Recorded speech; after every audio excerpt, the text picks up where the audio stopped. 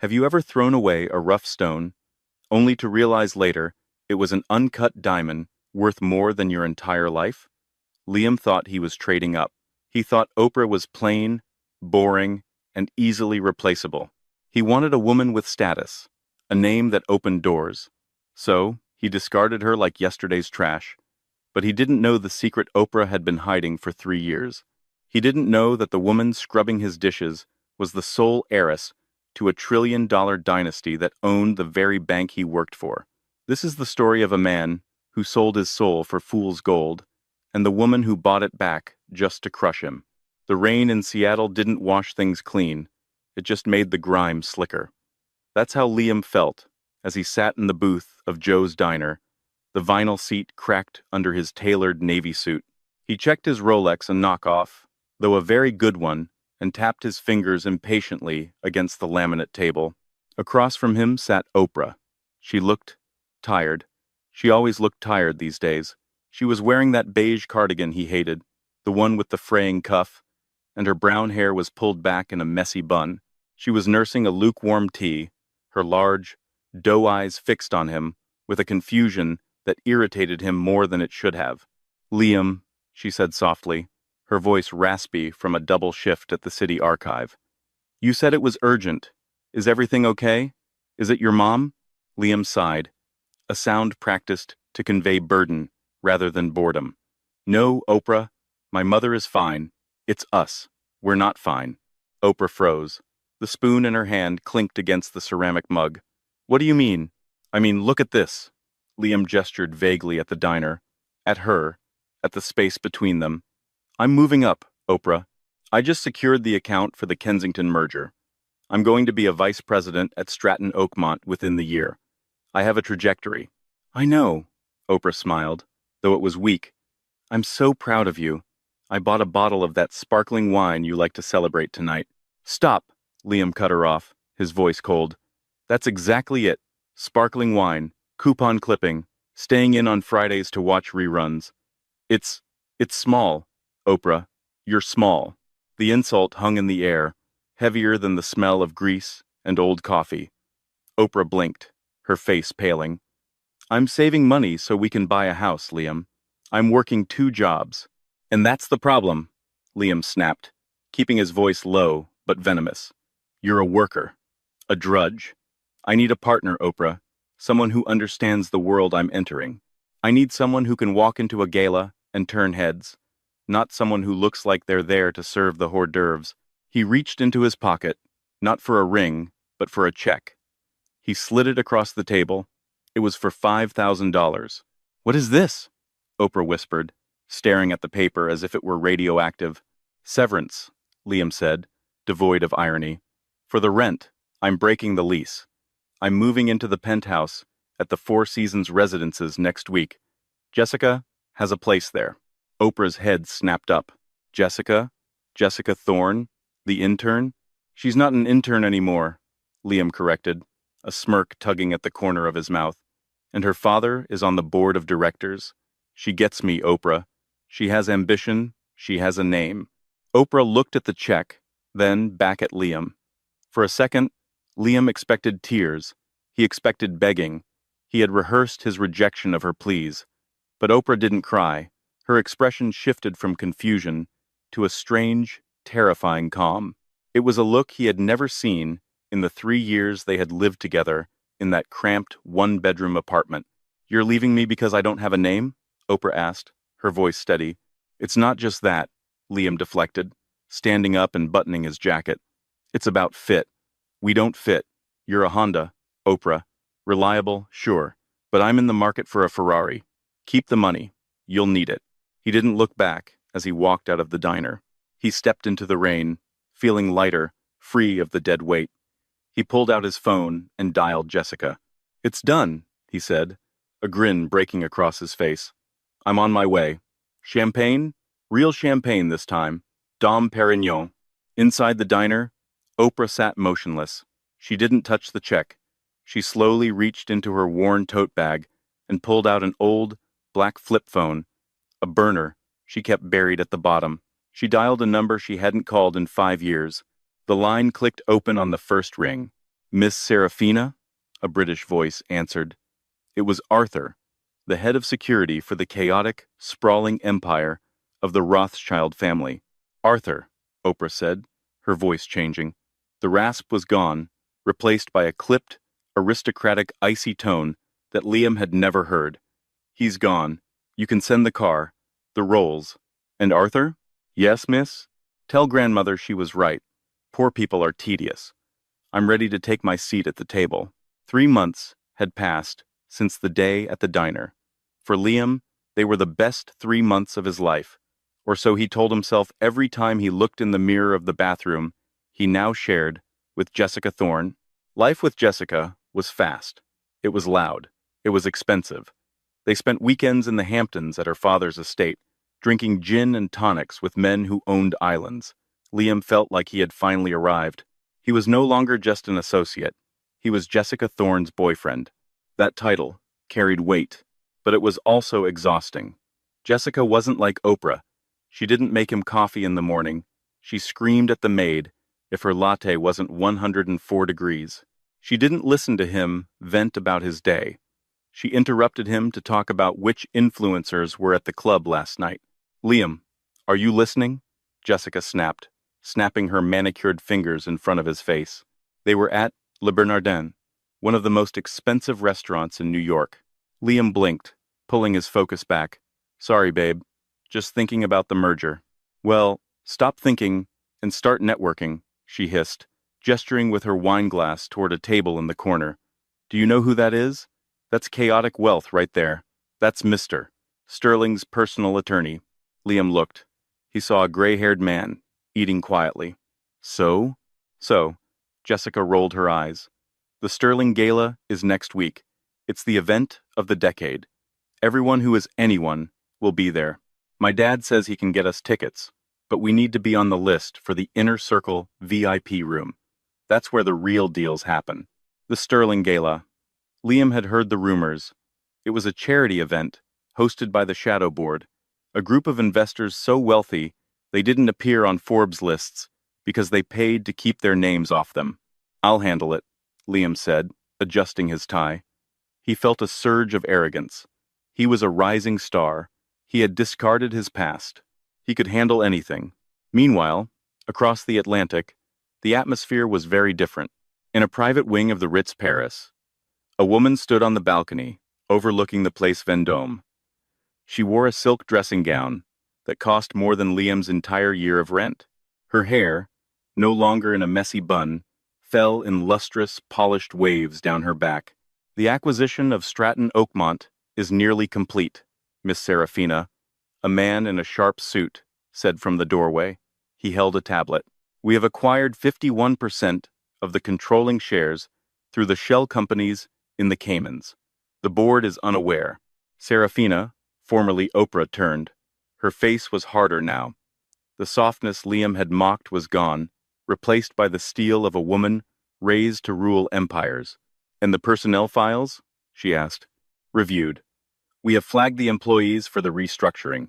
Liam Carter is on the list for promotion to VP, pending the board's approval. Serafina walked into the room and took the tablet. She stared at Liam's digital face. He looked smug in his corporate headshot. Leave him, she said quietly. The advisor looked surprised. Leave him? But ma'am, the instructions were to purge inefficient assets. Oh, he is inefficient, Serafina smiled, a cold, dangerous expression. But firing him is too easy. He wants to be a vice president? Let him. He wants to go to the Sterling Gala? Ensure he gets an invitation. In fact, give him a front row seat. I don't understand, the advisor admitted. Liam loves heights, Arthur, Serafina said, walking over to a table where a diamond necklace lay the Coeur de la Mer, a piece of jewelry rumored to be lost at sea, now resting casually on her vanity. He loves to climb. I want him to climb so high that when I kick the ladder out from under him, he has plenty of time to think about his mistake on the way down. She picked up the necklace. Is everything ready for my return to New York? Yes, Miss Rothschild. The private jet is fueled. The press release is drafted. The world thinks the Rothschild heiress has been in a Swiss clinic for 3 years. They are expecting a fragile girl. Serafina clasped the diamonds around her neck. They felt cold against her skin. They are expecting a victim, she corrected. What they are going to get is a queen. Make sure Liam's invitation is delivered by courier. Hand-delivered. I want him to feel special. The invitation arrived at Liam's desk on a Tuesday. It wasn't just an envelope. It was a heavy, velvet-lined box. Inside, resting on black satin, was a gold-plated card engraved with the words, "The Sterling Foundation requests the honor of your presence at the Winter Solstice Gala. Admit 2. VIP, Table 4. Liam stared at it, his heart hammering against his ribs. Table 4. Single digits. That meant he wasn't just in the room. He was near the front. He was near the power. Nice. A voice sneered from the next cubicle. It was Brad, his rival for the VP spot. Who did you have to kill to get that? Talent, Brad. Liam smirked, shutting the box. Pure talent. And connections. He immediately texted Jessica, "We're in. Table 4. Start shopping." That evening, Jessica was ecstatic. But her excitement was purely selfish. Table 4? My dad is at table 12. Oh my God. Liam, do you know who sits at the single digits? The royal families? The oil tycoons? The Rothschilds. The Rothschilds? Liam laughed as he poured himself a drink. They're old news. Dust and bones. You idiot, Jessica snapped. They own half the central banks in the world. There's a rumor that the granddaughter, Serafina, is coming out of hiding. She's the sole heir. If she's there, Liam, if you can get a FaceTime with her, you're not just looking at VP, you're looking at CEO. Liam swirled his whiskey. The ambition was a drug, and he was overdosing. Watch me, he said. I can charm anyone. I charmed you, didn't I? Jessica gave him a look that wasn't quite love. It was appraisal. Don't screw this up. I bought a dress that costs more than your car. And I, Liam said, checking his reflection in the window, am going to buy a tuxedo that makes James Bond look homeless. He felt invincible. He thought about Oprah for a fleeting second, a brief image of her in that fraying cardigan. He chuckled. She's probably clipping coupons for cat food right now, he thought, while I'm about to dine with kings. He had no idea that the king he was preparing to meet was actually the queen he had thrown away. The day of the gala arrived. New York City was buzzing. The Plaza Hotel was cordoned off by NYPD. Limousines stretched for 6 blocks. Liam stepped out of the black SUV, Jessica on his arm. She looked stunning in a red Vera Wang gown, though her smile was tight, practiced for the paparazzi. Liam adjusted his cuffs. The flashbulbs popped, blinding white light exploding around them. Name? A security guard with an earpiece asked at the entrance. He wasn't looking at a list. He was scanning retinas. Liam Carter. And guest. The scanner beeped green. Welcome, Mr. Carter. You are expected. They walked onto the red carpet. The air smelled of expensive perfume and money. Look, Jessica whispered, gripping his arm tightly. That's the Duke of Westminster. And there's Elon. Liam nodded, trying to look bored. Standard crowd. But inside, he was shaking. The ballroom was transformed into a winter wonderland of ice sculptures and white roses. It was breathtaking. They made their way to table 4. It was right next to the stage. The table was set with gold cutlery. There were only 2 other seats at the table, currently empty. Who are we sitting with? Jessica hissed, checking the place cards. The cards were blank. Someone important, Liam said, taking his seat. He felt like a king on a throne. Suddenly, a hush fell over the room. The lights dimmed. A spotlight hit the top of the grand staircase. Ladies and gentlemen, the master of ceremonies announced, his voice booming. Please welcome the chairwoman of the evening, the new majority owner of the Global Banking Consortium, Miss Serafina Rothschild. Liam clapped politely, craning his neck to see. Rothschild, he whispered to Jessica. Here comes the money. A woman stepped into the light. She was wearing a gown of midnight blue velvet, encrusted with diamonds that shimmered like stars. Her hair was swept up in a regal crown. She moved with a grace that made the air seem to part around her. She began to descend the stairs. Liam squinted.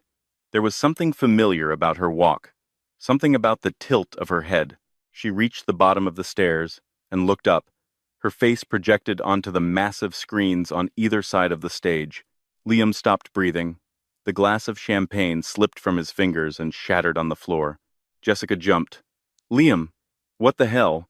But Liam couldn't hear her. He couldn't hear the music. He couldn't feel his legs.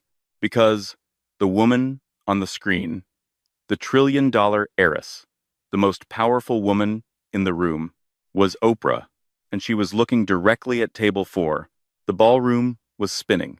Or perhaps it was just Liam's mind, unable to latch onto the reality in front of him. On the massive screens, Oprah Serafina was smiling. It wasn't the shy, apologetic smile she used to give him when she forgot to buy milk. It was a smile that could launch armies or destroy economies. Liam, pick up your glass, Jessica hissed, digging her nails into his bicep. You're making a scene. Why are you staring at her like you've seen a ghost? I know her, Liam croaked. His throat felt like it was filled with sand. Everyone knows her, you idiot. She's a Rothschild, Jessica whispered furiously, scanning the room to see if anyone noticed Liam's clumsiness. Just shut up and look rich. Serafina moved away from the podium. The crowd parted like the Red Sea. She didn't walk toward the head table where the politicians and royalty sat. She walked straight toward table 4. Liam's heart hammered against his ribs like a trapped bird. Run, his instinct screamed. Get up and run. But he was frozen. She stopped right in front of them. Up close, the transformation was even more terrifying. Her skin glowed with the kind of health that only billions of dollars in private chefs could buy. The fraying cardigan was replaced by diamonds that were likely worth more than the entire Stratton Oakmont building. Good evening, she said. Her voice was velvet wrapped around a razor blade. Jessica practically launched herself out of her chair. Miss Rothschild, it is such an honor. I'm Jessica Thorne. My father is Richard Thorne, of Thorne Global. We've been dying to meet you. Serafina didn't even look at Jessica. Her eyes, those deep, brown doe eyes that Liam used to find boring, were locked onto Liam. And you must be Liam, she said. Liam stood up, his legs shaking. Oprah, Miss, you can call me Serafina, she said coolly. Oprah was a pseudonym, a little social experiment I was conducting. I wanted to see how the common man lives, how they love, how they betray. The table went silent. Jessica looked from Serafina to Liam, her eyes widening. Wait, you know him? Serafina finally glanced at Jessica, offering a pitying smile. Know him? We lived together for 3 years. I washed his socks. I cooked his pasta. I believe I even loaned him rent money on occasion. Jessica gasped, pulling her hand away from Liam's arm as if he were contagious. You dated the Rothschild heiress? And you didn't tell me? He didn't know, Serafina said, her voice dropping to a conspiratorial whisper. He thought I was just a boring little archivist. Isn't that right, Liam? You thought I was a Honda? Liam flinched. The word hung in the air. The people at the nearby tables, CEOs, actors, senators, were starting to listen. I didn't mean, Liam stammered. Oh, you meant it, Serafina laughed softly. She reached into her clutch, a small, diamond-encrusted object, and pulled out a piece of paper. It was wrinkled. It was the check for $5,000. You gave me this, she said, holding it up. Severance pay for 3 years of my life. You told me to keep it because I would need it. She ripped the check in half. Then in quarters, she let the confetti pieces flutter down onto Liam's plate of untouched filet mignon. I don't need your money, Liam. In fact, I bought your building this morning. Did you know that? Stratton Oakmont is now a subsidiary of the Serafina Trust. Liam's knees gave out. He sat back down hard. Enjoy the gala, Serafina said, turning her back on him. I hear the champagne is Dom Perignon, real champagne. Try not to choke on it. She walked away, the train of her gown sweeping the floor. Liam sat in the ruins of his ego. He felt the eyes of the room on him. He turned to Jessica, looking for an anchor. Jessica, he pleaded. Jessica stood up. She looked at him with pure disgust. You dated her, and you dumped her? For me? Babe, I didn't know. You are the stupidest man I have ever met, she hissed. She grabbed her purse. Don't follow me. I need to go apologize to her. I need to distance myself from you before you ruin my social standing. Jessica. She walked away, leaving him alone at the VIP table. A waiter approached, looking at the torn check on Liam's plate. Are you finished with that, sir? The waiter asked dryly. Liam looked at the confetti. It was the only money he had left. The next morning, Liam didn't go into work. He couldn't. He lay in bed in the penthouse, staring at the ceiling, replaying the night over and over. But at 8 a.m., his phone rang. It was the CEO's secretary. Mr. Carter, your presence is required in the main boardroom immediately. Attendance is mandatory for all senior management. Is it about the merger? Liam asked, his voice shaking. Just get here, Liam.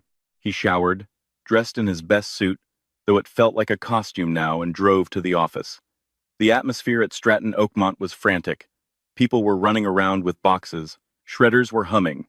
When he walked into the boardroom, the air was freezing. The long mahogany table was full. The CEO, Mr. Henderson, looked pale. At the head of the table, in the chair's seat, sat Serafina. She was wearing a sharp white power suit that made her look like a modern-day angel of death. Next to her was Arthur, the British security head, looking menacing. Sit down, Liam, Serafina said, not looking up from a file she was reading. Liam took the only empty seat at the far end, opposite her. The distance felt like miles. As you all know, Serafina began, closing the file, my family has acquired this firm. We are restructuring. We are cutting the fat. She looked directly at Liam. We have been auditing the accounts of the prospective vice presidents. Mr. Carter, we found some interesting discrepancies in your expense reports. Liam's blood ran cold. That's standard practice. Everyone expenses client dinners. Client dinners? Serafina nodded. And weekends in the Hamptons? Jewelry purchases listed as office supplies? A lease on a penthouse listed as corporate housing? Jessica said, it was okay, Liam blurted out, throwing his girlfriend under the bus without hesitation. Jessica Thorne doesn't work here, Serafina said calmly. You do, and this constitutes embezzlement. The room gasped. Mr. Henderson looked at Liam with betrayal. Liam, is this true? It's a misunderstanding. It's theft, Serafina corrected. However, I am a benevolent owner. I am not going to fire you, Liam. Liam let out a breath he didn't know he was holding. Thank you, Oprah. Thank you. Don't thank me yet, she smiled. I'm not firing you, because if I fire you, I have to pay you a severance package. And as you know, I don't like wasting money on bad investments. Instead, you are being reassigned. She slid a single piece of paper down the long table. It slid all the way to Liam. Reassigned? Liam looked at the paper. Position, Junior Data Entry Clerk. Location, Archive Basement B. You said I was small, Serafina said, her voice echoing in the silent room. You said my work in the archives was for drudges. So, I think it's only fair you learn the trade. You will report to the basement immediately. Your salary has been adjusted to minimum wage. Your expense account is revoked. And if you quit, we will hand over the evidence of embezzlement to the FBI. You'll go to prison for 10 years. She leaned forward. So, what will it be, Liam? The basement or the cell? Liam looked around the room. His colleagues, the men he drank with, the rivals he mocked, were all looking at him with a mixture of horror and amusement. He was trapped. She owned him. I'll take the basement, he whispered. Excellent, Serafina clapped her hands once. Arthur, please escort Mr. Carter to his new office. Make sure he doesn't steal any staplers on the way down. As Arthur grabbed Liam by the arm, dragging him out of the boardroom, Liam looked back. Serafina wasn't even watching him anymore. She was already talking to the CEO about global markets. He was already forgotten. The basement of Stratton Oakmont existed outside of time. There were no windows to show the sun setting, only the ceaseless, headache-inducing buzz of fluorescent tube lights that flickered with a dying yellow hue. The air here was different from the 45th floor. Up there, the air smelled of conditioned oxygen expensive cologne, and fresh espresso. Down here, in Archive B, it smelled of damp cardboard, decaying paper, and the sharp, metallic tang of ozone from overheating scanners.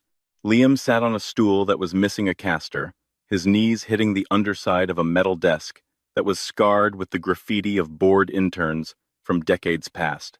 He was scanning financial records from 1998.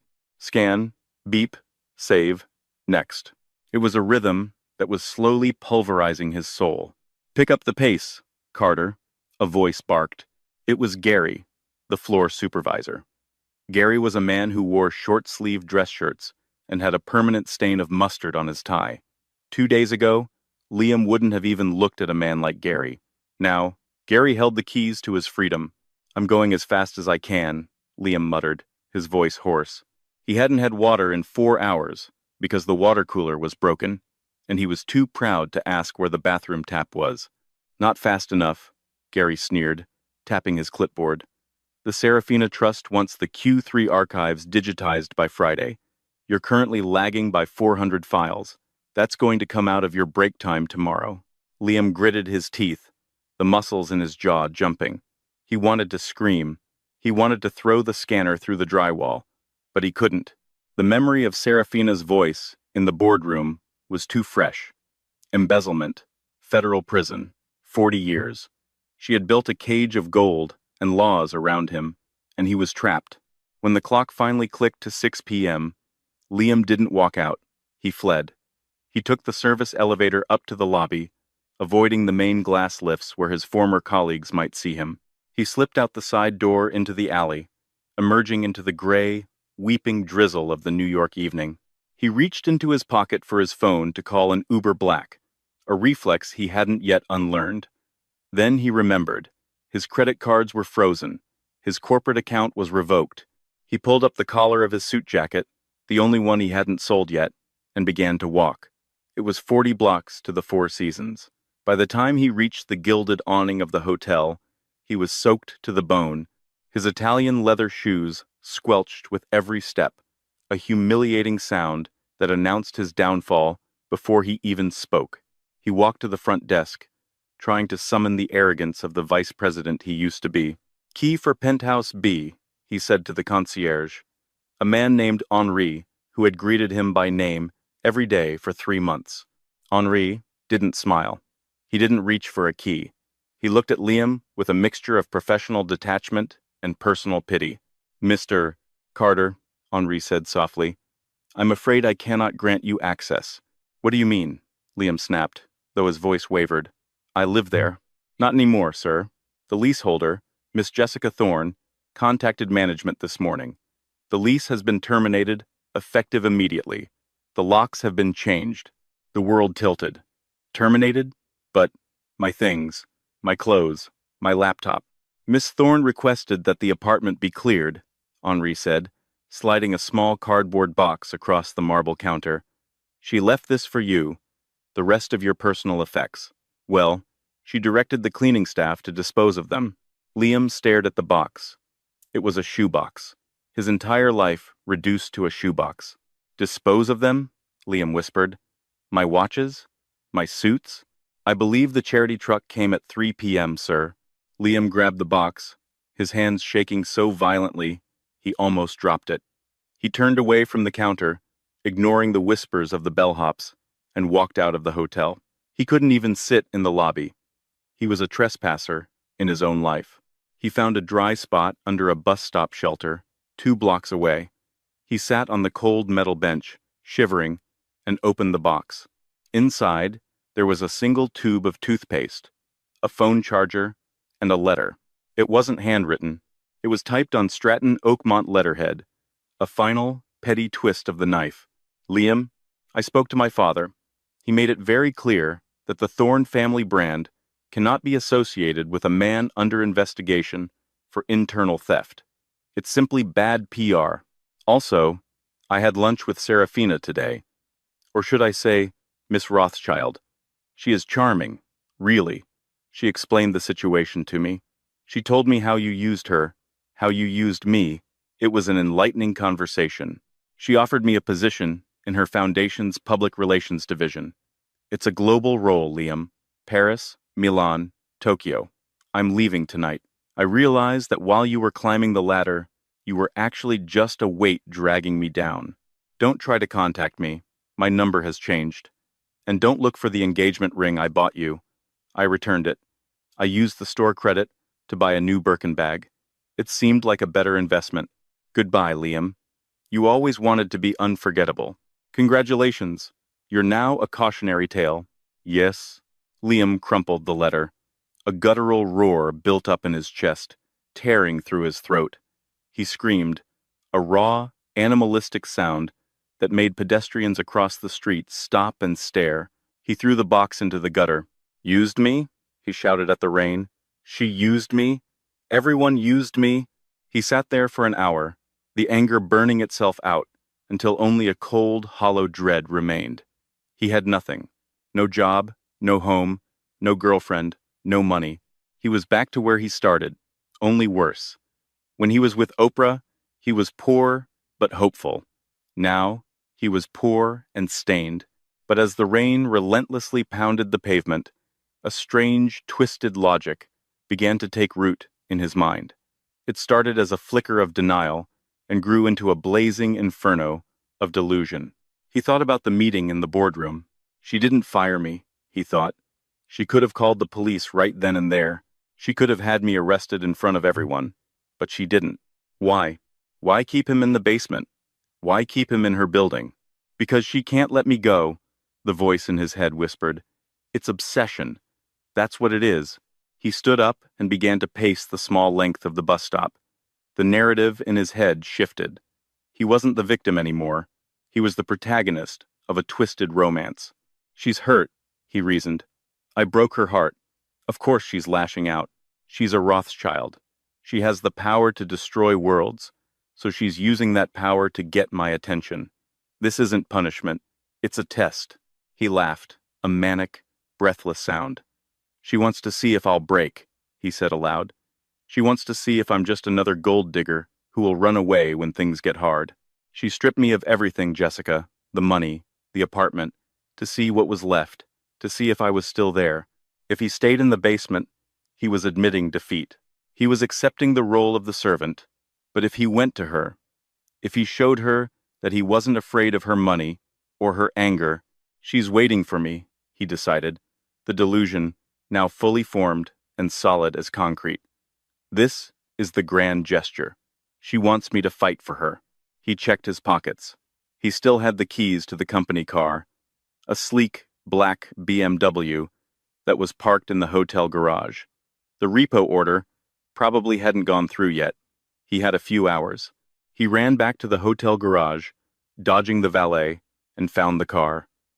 He got in, the smell of leather calming him instantly. This was where he belonged, not on a bus bench, not in a basement. He punched the address into the GPS. Blackwood Estate, upstate New York. The drive took 2 hours. He spent every minute of it rehearsing his speech. He wouldn't beg. No, begging was weak. He would be firm. He would tell her that he forgave her for the humiliation. He would tell her that he understood why she did it, and that he was ready to take his place by her side.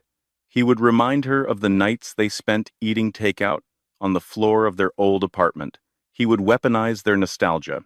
By the time he reached the massive iron gates of the Rothschild estate, the rain had stopped, leaving a heavy mist clinging to the trees. The house sat on a hill, a fortress of stone and light. Liam rolled down the window and pressed the intercom button. His heart was hammering a frantic rhythm against his ribs. Liam Carter, he announced to the camera. I'm here to see Serafina. He expected a rejection. He expected the police. Instead, the gate clicked. The heavy iron bars swung inward silently. Liam smirked. See? He thought triumphantly. She let me in. She knew I would come. He drove up the winding driveway, the gravel crunching under his tires like applause. He parked in front of the massive oak doors and stepped out. He smoothed his wet hair, buttoned his damp jacket, and walked up the steps. The doors opened before he could knock. Liam prepared his smile, the charming, boyish smile that had won Oprah over 3 years ago, but the smile froze on his face. It wasn't Serafina standing there. It was a man. He was tall, with the kind of effortless, athletic build that came from polo matches and rowing crew. He wore a tuxedo that fit him like a second skin. He held a crystal tumbler of amber liquid in one hand, looking at Liam with an expression of mild curiosity, as if he were observing a particularly muddy stray dog. "Can I help you?" the man asked. His voice was deep, cultured, and utterly dismissive. Liam blinked. I'm here to see Serafina. I'm a friend. An old friend." "An old friend," the man repeated, swirling his drink. "You must be Liam, the Honda enthusiast." Liam stiffened. "Who are you?" "I'm Julian," the man said, stepping aside to reveal the grand hallway behind him. "I'm her fiancé." The word hit Liam like a physical blow. "Fiancé? That's a lie," Liam blurted out, the desperation cracking his voice. "She doesn't love anyone else. She's doing this to make me jealous. She kept me at the bank because she wants me." Julian laughed. It wasn't a cruel laugh, which made it worse. It was a genuine, hearty chuckle. "Oh, mate. You really believe that, don't you? That is fascinating." Julian took a sip of his drink and looked Liam up and down. "She kept you at the bank because she finds you amusing, Liam. You're her favorite new toy. A little stress ball she can squeeze whenever she gets bored." "Let me see her," Liam demanded, stepping forward. "I know she wants to see me." Julian shrugged, a gesture of pure indifference. "By all means, come in. We were just opening a bottle of the 82 Latour. You're just in time for the toast." He opened the door wider. "But a word of advice, Liam," Julian said, his eyes turning cold. "The woman in there isn't Oprah. Oprah was a character she played. The woman in there is Serafina Rothschild, and she doesn't do second chances. She does executions." Liam ignored him. He walked past Julian, stepping onto the black and white marble floor of the foyer. He felt the warmth of the house, the smell of wealth, and the pull of his own destruction. He walked toward the sound of laughter in the next room, convincing himself with every step that he was walking toward a reunion, blind to the fact that he was walking onto the chopping block. The grand salon of the Blackwood estate was less a room and more a cathedral dedicated to the worship of old money. The ceiling soared 30 feet high, frescoed with scenes of Greek mythology that looked suspiciously like originals. The walls were lined with portraits of ancestors who had likely financed wars and bailed out monarchies. Crystal chandeliers, massive and dripping with light, cast a warm, golden glow over a crowd that didn't just have net worths. They had GDPs. Liam stepped onto the Persian rug, his wet Italian loafers leaving dark, muddy prints on the intricate silk weave. He felt the sudden, oppressive silence as the hum of conversation died. The air smelled of expensive scotch, freesias, and the terrifying scent of absolute power. He scanned the room, his eyes darting frantically. He saw a senator he recognized from CNN. He saw a tech mogul who had just bought an island in the Pacific. And in the center of them all, radiating a gravitational pull that bent the room around her, was Serafina. She had changed since the gala. The blue velvet was gone. Tonight, she wore a gown of liquid white silk that clung to her frame like a second skin, backless and daring, shimmering under the lights. Her hair was loose, cascading in dark waves down her back. She looked untouchable. She looked like a goddess who had descended to earth solely to be worshipped. She was laughing at something an older man, her grandfather, the patriarch, had said. Her hand rested lightly, possessively, on the arm of Julian, who stood beside her like a sentinel carved from marble. "Serafina," Julian's voice cut through the silence. It wasn't loud, but it carried the weight of authority. "We have a straggler. He claims to be an old friend." Serafina turned. The movement was slow, deliberate. When her eyes landed on Liam, the warmth in them vanished instantly. It was like watching a candle be snuffed out in a vacuum. She didn't look angry. She looked bored. "Liam," she said, her voice smooth and devoid of emotion, I didn't think your Honda could make it up the driveway. A ripple of polite, cruel laughter moved through the room. Liam felt the heat rise in his cheeks, but he pushed it down. This was the test. She was testing his resolve. Oprah, Serafina, Liam started, his voice cracking. He took a step forward. Two massive security guards in the corner tensed, but Serafina raised a single, manicured hand to stop them. Let him speak, she said. I enjoy theater. We need to talk, Liam said, his hands shaking at his sides. Alone, please. Just give me 5 minutes to explain.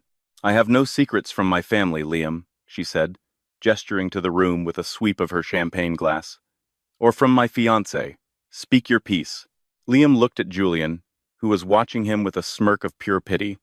He looked at the crowd. He realized he had no choice. He had to make the grand gesture here, in front of everyone. I know why you're doing this, Liam said, his voice gaining a desperate strength. You're angry. I get it. I hurt you. I was an idiot, Oprah. I let the city, the job, the pressure, I let it all get to me. But you kept me at the bank. You didn't fire me.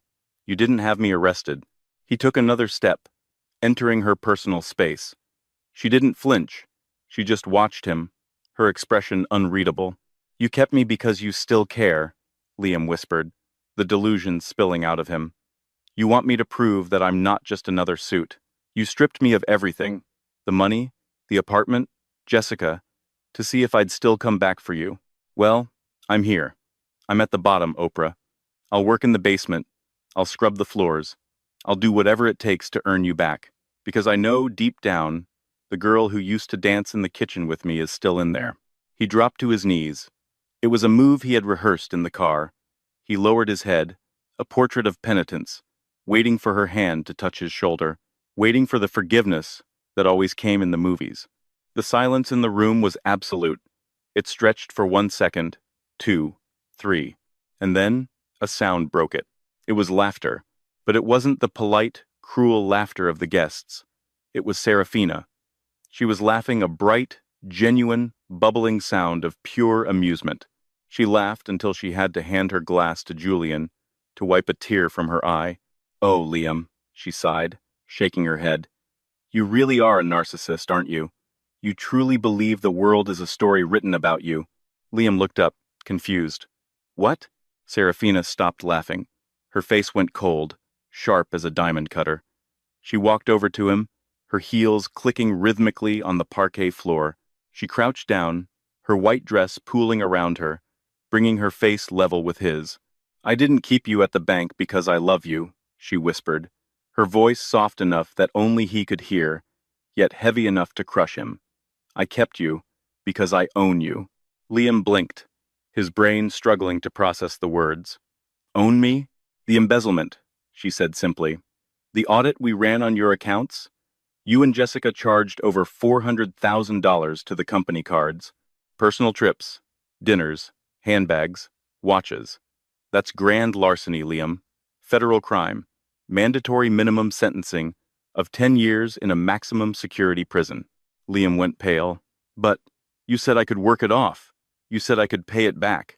Exactly, Serafina smiled. And it was the most terrifying thing he had ever seen. And do you know the math on that, Liam? Do you know how long it takes a junior data entry clerk on minimum wage to pay back $400,000 plus interest? Liam stared at her, his mouth opening and closing like a fish. 40 years, Serafina whispered. You are going to spend the next 40 years in that basement. You are going to scan my family's receipts. You are going to file our taxes. You are going to document every cent of the wealth you will never, ever touch. She leaned in closer, her eyes boring into his soul. You are my indentured servant, Liam. If you quit, I send the file to the FBI. If you are late, I send the file to the FBI. If you try to run, my lawyers who make the DOJ look like a debate club will find you, and you will rot in a cell. She stood up, towering over him, regaining her full height and power. You wanted a life of stability? I gave it to you. You have a steady job for the rest of your life. You wanted to be close to money? You'll be swimming in the records of it, but you will never hold it again. She turned her back on him. The dismissal was absolute. "Julian," she said, her voice bored. "Get him out of here. He's ruining the aesthetic." Two massive hands grabbed Liam by the shoulders. He was hauled to his feet, his legs useless jelly. As they dragged him backward, his heels scuffing the beautiful floor, he began to scream. "Oprah! Oprah! Please! You can't do this! I love you." Serafina didn't look back. She took her glass from Julian and raised it high. "To the future," she toasted, her voice ringing clear as a bell. "To the future," the room roared back, a chorus of victors drowning out the cries of the defeated. The heavy oak doors slammed shut in Liam's face. The lock clicked with a finality that echoed in his bones. He was left standing in the rain, the darkness of the estate swallowing him whole. 6 months later, the basement of Stratton Oakmont was a tomb for the living. Archive B had no natural light, no fresh air, and no hope. The walls were lined with floor-to-ceiling metal shelves, packed tight with dusty banker's boxes that smelled of rot. Liam sat at a small, rusted metal desk in the corner. His suit was a distant memory. He wore a cheap, ill-fitting polo shirt and khaki pants that were fraying at the hem. His hair was thinning. Dark circles had permanently settled under his eyes. He looked 10 years older than the man who had walked into Joe's diner to break a girl's heart. Beep, scan, beep, scan. He picked up a document. It was a receipt for a private jet charter from 2018. Cost $45,000. He typed the numbers into the ancient computer. His fingers were calloused from paper cuts. His phone buzzed on the desk. It was strictly forbidden to have phones in the archive, but it was his only lifeline to the world he had lost. A notification flashed on the cracked screen. Instagram. Serafina Rothschild posted a new photo. Liam's hand hovered over the device. He knew he shouldn't look. Looking was torture. Looking was the only thing he felt anymore. He tapped the notification. The photo filled the screen. It was taken on the deck of a yacht in Monaco. The Mediterranean Sea was a blinding, impossible blue behind them. Serafina stood at the rail, looking more radiant and free than he had ever seen her. The wind was whipping her hair back, and she was laughing that same genuine laugh he had heard at the estate. Next to her was Julian. He had his arms wrapped around her waist, his chin resting on her shoulder. On Serafina's finger sat a diamond the size of a grape, a yellow diamond, rare and priceless. The caption was simple: "Found my equal. Number forever." Liam stared at the image. He zoomed in on her face. He looked for a trace of the girl in the fraying cardigan. He looked for Oprah. She wasn't there. Oprah was dead. He had killed her, and Serafina had risen from the grave to bury him. A tear leaked from his eye and hit the screen, distorting the image of the happy couple. Carter, the sharp bark of Gary, the floor supervisor, made Liam jump. "Stop looking at pictures of the boss and get back to work," Gary sneered from the doorway. "You're behind quota. And remember, you still owe $398,000. Liam quickly wiped the phone screen and shoved it into his pocket. He picked up the next document from the stack. It was a receipt for a dinner at Le Bernardin, a dinner for two, vintage champagne, caviar. He stared at the numbers. He picked up the scanner. Beep. He started typing. And so, Liam learned the hardest lesson of all. When you treat people like stepping stones, don't be surprised when you slip and fall. He spent his life chasing gold, only to realize he had thrown away the only treasure that truly mattered. Now, he's not climbing the corporate ladder, he's buried underneath it, paying the price for his arrogance one receipt at a time, a prisoner in a cage of his own making. What do you think? Did Serafina take her revenge too far?